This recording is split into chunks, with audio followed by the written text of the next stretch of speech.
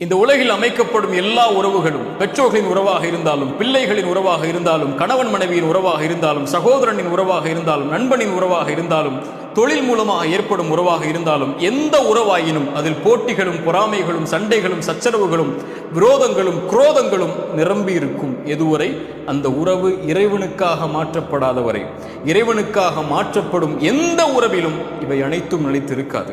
இறைத்தூதர் சொன்னார்கள், இறைவனுக்காக ஒருவரை நேசித்தால், இறைவனுக்காக ஒன்றை வெறுத்தால், இறைவனுக்காக ஒன்றை கொடுத்தால், இறைவனுக்காக கொடுக்காமல் தடுத்து கொண்டால் அவரே இறை நம்பிக்கையில் முழுமையானவர் என்று. இறைவனுக்காக அமைக்கப்படும் எந்த உறவும் பிரியாது. மீண்டும் சொல்கிறேன், இறைவனுக்காக அமைக்கப்படும் எந்த உறவும் பிரியாது. ஏன்? அது இறைவனுக்காக அமைக்கப்படும் உறவு. அதில் அமைதியும் நிம்மதியும் மட்டும் நிலைத்திருக்கும். இந்த எல்லா உறவுகளும் நம்மோடு இருந்தால் அதை இறைவனுக்காக மாற்றுங்கள். இறைவன் நம்முடைய வாழ்வை மாற்ற